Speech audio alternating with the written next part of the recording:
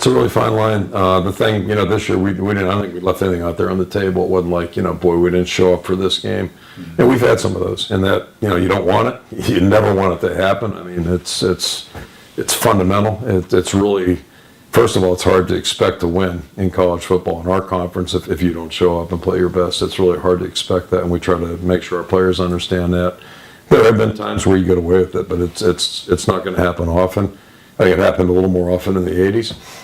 But, right now it's week to week. You better be ready to go. And I don't think we had any of those moments this year. So, but it really gets into just kind of a fine line. Sometimes there's a little luck or fate involved. Sometimes it might be officiating or official's call that doesn't go your way. But the bottom line is you got to play through those things if they do happen. And in August that could happen. So that's a challenge. And if you're not good enough to play through them, then you might be disappointed. But just like we all loved winning those close games in 15, sometimes it goes the other way too. And again, we'll see how the season finishes, but the 08 team was kind of like this one where, we were right there knocking on the door, couldn't quite get it done, and then, some good things started to happen. And I'm really proud of the way the guys, we're losing 3 in a row is tough, and it's tough at the end of the year.